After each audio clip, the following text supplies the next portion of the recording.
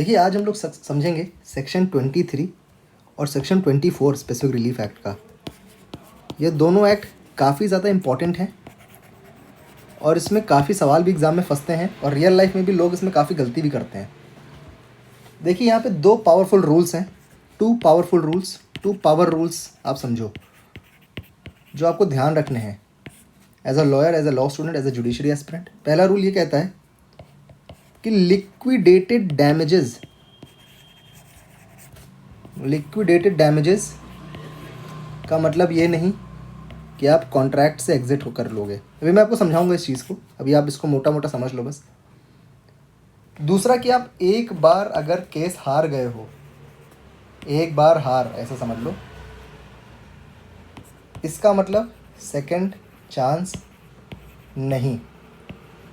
एक चीज़ ये समझ लो, इसको मैं भी समझाऊंगा, इसको भी समझाऊंगा। ये फेयरली आसान है समझना, है थोड़ा टफ है, ध्यान से सुनिएगा बस।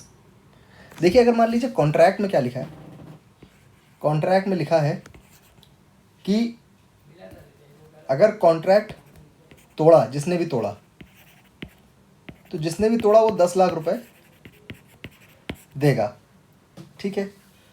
तो क्या इसका मतलब ये हो गया कि दोनों पार्टीज के पास क्या ये ऑप्शन आ गया है कि भाई मैं 10 लाख रुपए दे दूं और कॉन्ट्रैक्ट से बाहर आ जाऊं? ठीक, तो देखिए सीधा सीधा आंसर है इसका नो, आप ऐसा नहीं कर सकते हो। ये जब कोर्ट में बात जाएगी तो कोर्ट इस चीज़ को चेक करेगा, कोर्ट ये चेक करेगा कि क्या ये एक ऑप्शन फॉर एग्जिट था। अगर ये सिर्फ ऑप्शन फॉर एग्जिट था तो कोर्ट आपको नहीं निकलने देगा, ठीक। कोर्ट कहेगा नहीं नहीं, आप कॉन्ट्रैक्ट में बने रहिए। सेकंड चीज़, अगर बने भी रहेंगे, अगर आप निकलना भी चाहें तो 10 लाख रुपए जो है आपको नहीं मिलेंगे।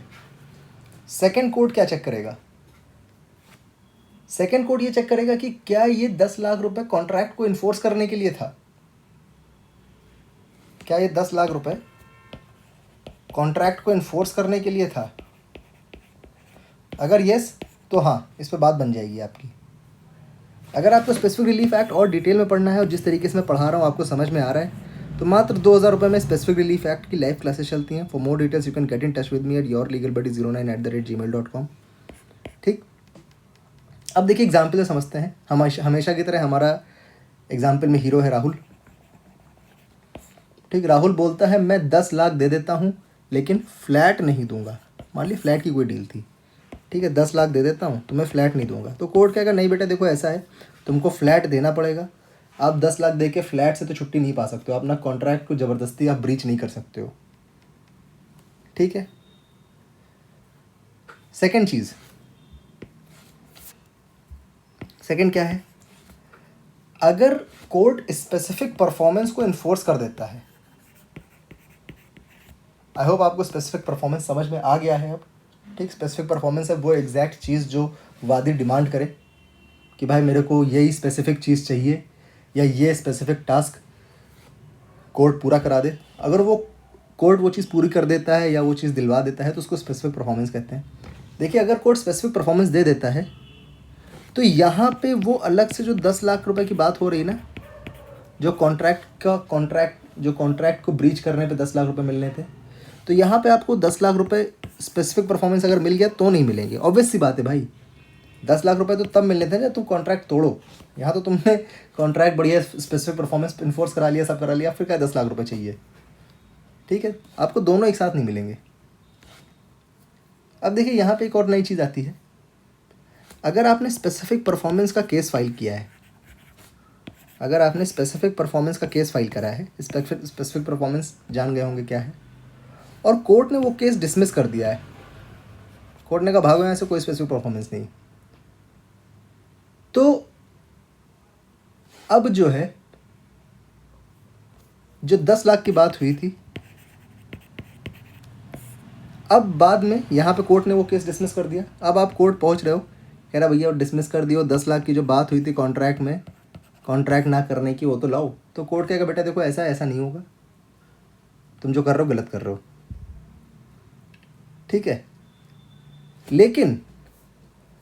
लेकिन यहाँ पे रिफंड का एक नया केस डाला जा सकता है। लेट्स से राहुल को स्पेसिफिक परफॉर्मेंस कोड देने को मना कर दिया है। अब राहुल 10 लाख रुपए तो क्लेम नहीं करेगा क्योंकि ऑब्वियसली वो तो केस हार गया ना, तो फिर कैसे होगा।